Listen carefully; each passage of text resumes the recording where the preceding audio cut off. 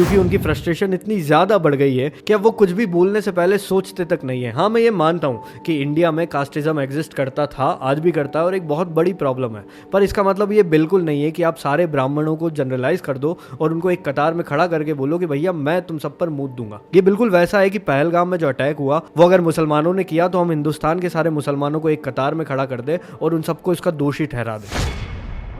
एक वक्त पर 5, ब्लैक फ्राइडे, नो स्मोकिंग, देवडी, गुलाल, गैंग्स ऑफ वासेपुर, अगली, रमन राघव 2.0, मुक्काबाज, मन मर्जिया जैसी कल्ट और कंटेम्प्रेरी फिल्म देने के बावजूद, n number of talented actors और टेक्नीशियंस को मौका देने के बावजूद, बॉलीवुड में एक रिवोल्यूशन लाने के बावजूद आज अनुराग कश्यप की बात होती है उनके हेटफुल रिमार्क्स की वजह से या फिर उनके भद्दे कॉमेंट्स की वजह से। कैसे अनुराग कश्यप एक वो शख्स थे जो हर चीज को लेकर काफी वोकल हुआ करते थे, आज भी है, लेकिन तब वो एक रिवोल्यूशन का हिस्सा थे, सिस्टम में रहकर सिस्टम को बदल रहे थे और आज अनुराग कश्यप बॉलीवुड को छोड़कर जा चुके हैं। अगर अपनी फिल्में बनाने को मिलती रहे तो फिर मैं यहीं रुक जाऊंगा, या तो फिर इंटेंशनली उनको बॉलीवुड से दूर किया जा रहा है। मुझे तो एक फिल्म से निकाल दिया गया था, मैं हीरो को बोला बालू गाने को। अच्छा, एज अ डायरेक्टर निकाल दिया आप? हाँ, लिखने के बाद।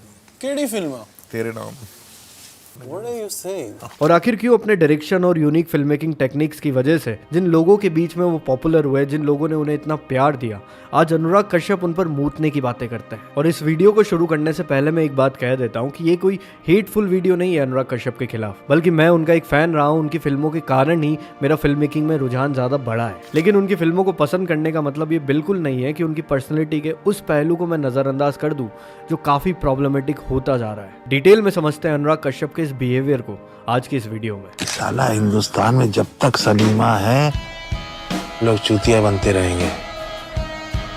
अब तुम फिल्मों के शौकीन हो या ना हो, अनुराग कश्यप को तुम नजरअंदाज बिल्कुल नहीं कर सकते। जो मेरी तरह अच्छी फिल्मों की तलाश में रहते हैं उनके लिए तो अनुराग कश्यप की फिल्में पूरा का पूरा एक भंडार है। उनकी फिल्मों में जो रियलिज्म होता है, इम्प्रोवाइज्ड न्यूएंसेस होते हैं, परफॉर्मेंसेस होती है, म्यूजिक होता है, जिस तरह की सोशल कॉमेंट्री होती है, या यूं कहूं कि हुआ करती थी, वो हम फिल्म ऑडियंस के लिए जैसे 56 भोग की तरह है। लेकिन जिन लोगों का इंटरेस्ट फिल्मों में है भी नहीं, वो भी कश्यप को अच्छी तरह जानते हैं, उनके पर्सनल, पॉलिटिकल और रिलीजियस रिमार्क्स की वजह से। उनके समय के बाकी डायरेक्टर्स जैसे कि बंसाली, विक्रमादित्य मोटवानी, इम्तियाज अली, विशाल भारद्वाज, करण जौहर ने भी लगभग साथ में ही अपना काम शुरू करा था। उसके बावजूद अनुराग कश्यप ने अपनी एक जगह बनाई थी, अपनी out of the box thinking की वजह से, या यूं कहो कि सोसाइटी और आम आदमी की जो डीप ऑब्जर्वेशन उनकी है, उनकी कहानियां हैं, उनके कैरेक्टर्स हैं, उसके रियलिज्म की वजह से। उनकी फिल्मों में मोस्टली ह्यूमन साइकी के डार्क एस्पेक्ट को एक्सप्लोर किया जाता है। वो मेन स्ट्रीम होते हुए भी इन डार्क एस्पेक्ट्स को एक्सप्लोर कर रहे थे। कुछ भी डालता हूँ मुंह में, नाक में, नसों में, लोडेड बंदूक रहती है मेरे पास, किसी दिन दिमाग खराब हो गया ना।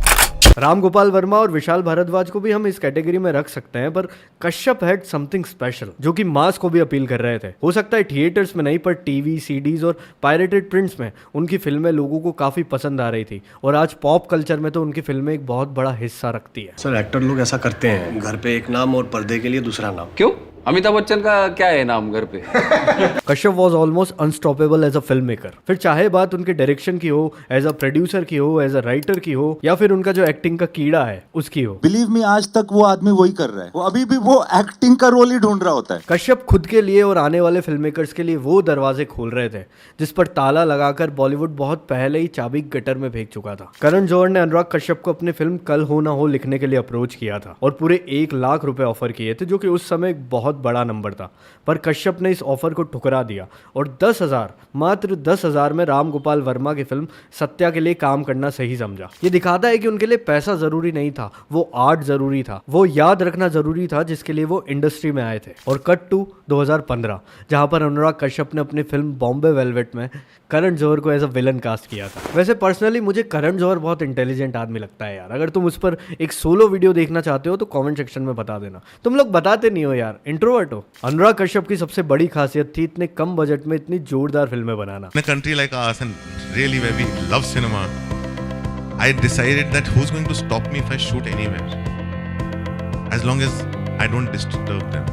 5.2 करोड़, ब्लैक फ्राइडे 6.5 करोड़, रमन राघव 3.5 करोड़, अगली 4.5 करोड़ और वासेपुर के दोनों पार्ट 9.2 करोड़। 2011 में जब अनुराग कश्यप ने फैंटम फिल्म्स की शुरुआत करी थी तो लुटेरा, क्वीन, मसान, NH10 जैसी फिल्में बनाते हुए नए डायरेक्टर्स को, एक्टर्स को चांस दिया। 2018 में इंडिया का पहला नेटफ्लिक्स शो सेक्रेट गेम्स बनाया और इंडिया के लिए OTT के दरवाजे खोल दिए, जिसने नवाजुद्दीन सिद्दीकी जैसे टैलेंटेड एक्टर्स को सुपरस्टार बना दिया। और नवाज तो आज भी अनुराग का शुक्रिया अदा करते नहीं सकते। For bringing this remarkable change in my life by turning my struggle into the achievement. Yes, I'm talking about GK, the genius Kashyap. Thank you, sir. तो इससे क्या समझ आता है? अनुराग को इतना बड़ा अनुराग की खुद की चॉइसेस नहीं बनाया है, और आज जो कुछ हो रहा है वो भी अनुराग की चॉइसेस की वजह से हो रहा है। और धीरे धीरे ऐसा लगने लगा कि अनुराग की उड़ान उल्टी डायरेक्शन में उड़ रही है। वो बॉलीवुड के सरदार खान से देव डी बनते जा रहे थे, और ये प्रॉब्लम उनकी पर्सनल लाइफ और प्रोफेशनल लाइफ दोनों में दिख रही थी। फॉर एग्जाम्पल 2023 में उनकी एक फिल्म आती है ऑलमोस्ट प्यार विद डीजे मोहब्बत, जिसमें अनुराग कश्यप ने जैन जी को कुछ ऐसा दिखाया जिससे कुछ जैन जी ही रिलेट नहीं कर पाया। प्रॉब्लम ये है ना कि एक सर्टेन एज के बाद लोगों को लगता है कि वो उनसे बाद वाली जनरेशन को बेहतर समझते हैं, तो वो अपने नजरिए से उस जनरेशन को अपीज करने के लिए एक फिल्म बनाते हैं, पर वो पूरी फिल्म थर्ड पर्सपेक्टिव से ही फील होती है, जिस वजह से कोई उससे रिलेट नहीं कर पाता है। और दूसरा कारण था हर फिल्म में उनकी आइडियोलॉजीज को जबरदस्ती घुसा देना। फिल्म में आइडियोलॉजी नहीं, आइडियोलॉजी में फिल्म नजर आ रही थी। पर तुम अनुराग कश्यप से तो एटलीस्ट ये एक्सपेक्ट नहीं करते हो, क्योंकि अनुराग कश्यप ने देवदास जैसी आइकॉनिक स्टोरी को उसका देव डी में मॉडर्न अडेप्टेशन किया था। तौबा तेरा जलवा, तौबा तेरा प्यार,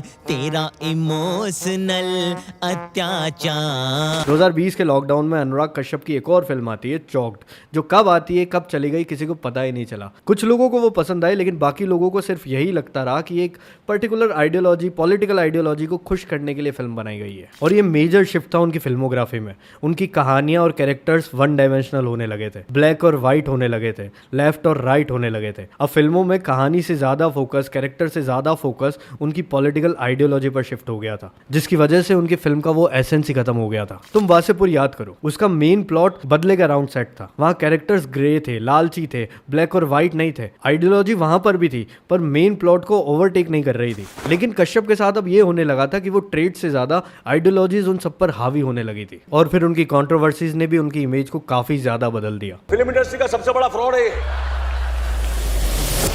अनुराग बहुत शराब पीता था उस वक्त में, फिर ये हो गया कि उसे हैंडल करना मुश्किल हो गया, तो टाइम आइम का कुछ वो हिसाब किताब नहीं। देव डी, जो अभय देओल और कश्यप के कैरियर की सबसे अप्रिशिएटेड फिल्मों में से एक है, उनके बीच दोस्ती नहीं करवा पाई। अभय देओल अनुराग को टॉक्सिक और झूठा बोलते रहे, और अनुराग भी अभय देओल को ड्रामेबाज और टेंट्रम शो करने वाले एक्टर बोलते रहे। Just avoid it because I don't need toxic people in my life.